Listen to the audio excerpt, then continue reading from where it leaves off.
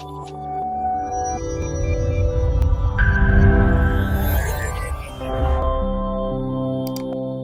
our important updates to share regarding the ongoing health initiatives, the emerging health challenges, and the collective efforts that we are having to improve health service delivery in Kenya. And also this includes the continuity of essential health services, especially with the ongoing efforts on mainstreaming HIV and TB programs into the broader health system. This is especially because of the US government withdrawal of foreign aid and what we are doing as the Ministry of Health. And as we continue to navigate these complex health challenges, it is now becoming a stark reality that Taifa Care, that is universal health coverage, which is affordable, accessible, quality care to Kenyans, is really paramount at this time. For more than 40 years, we have been able to depend on partners. PEPFAR have done a great job in ensuring that HIV patients, the TB patients, are receiving health services, and we really acknowledge and appreciate the great work that they have done. We are really surpassing even the 95 goal that we have been given, with more than 3.7 million Kenyans being on HIV medications. But at this juncture, I believe that it is critical for us to think of sustainable solutions, domestic health financing, and part of it is through Taifa Care, and that is through the Social Health Authority, where we'll be having funding from the Social Health Insurance and also from Exchequer, and again looking at Treasury and other alternative forms of funding to ensure that we are also looking into the concerns of HIV, TB cases, and also patients who have malaria or other forms of support that the US government has been offering us. So despite the global health challenges, we want to assure you that the government of Kenya, the Ministry of Health, is ensuring there is continuity of essential health services for all Kenyans, and including the HIV, TB, and other critical health services. So the importance of mainstreaming service delivery across the nation is really paramount for us, and we are continuing to do that, and we want to assure Kenyans that we are leaving no one behind. While in the NHIF we only had a small proportion of Kenyans under the insurance cover, we are seeing that health service delivery is occurring so that we can have all Kenyans, no matter whether you're rich or poor, you can be able to access health service, which was not there before. And so be rest assured, this is something that we intend to achieve within the Ministry of Health. So with the emerging issues and the reorganization of health priorities, it is crucial that we avoid panicking.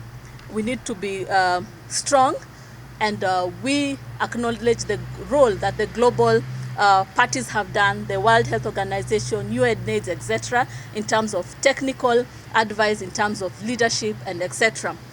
But for us, it is time again to take charge of our health system.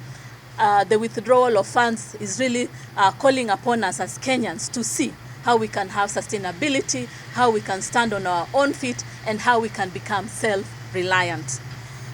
So we had time and time again given policy direction on integration of HIV and TB management into the broader healthcare system, and this is becoming a stark reality that we really need to move towards that, so that we don't have HIV, TB programs standing in silos, but we have them integrated. And this is again part of the initiative to have one plan, one M&E, one budget. And you see, by that we'll be able to secure so many resources that have been falling through the cracks over time immemorial because of fragmentation of various programs within the ministry. And so we are working towards that, and we want to assure you that we will have integration occurring in the coming months. We have had best practices from various counties like Murang'a, and so it's for other counties again to come up and ensure that we have integration of the programs. This not only involves resources, but again change management, behavioral management among our healthcare workers, leaders, among others, to ensure that we are having integration of the system. And then let us also be cognizant as Kenya that this is not just a Kenyan issue. It's not even an African issue. It's a global issue, and it's calling on us to strengthen our healthcare system in those levels.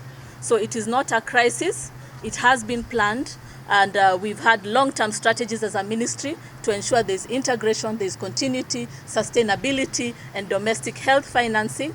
And again, our key direction, our clear policy direction is that integration of healthcare services is the way forward. HIV, TB programs, etc. need to be integrated. We need a one plan, one M&E, one budget so that we can move forward. Again, for the counties, we are really calling again for their integration, sharing of best practices such as in Murang'a, their leadership, their informed decision making and community engagement to be improved.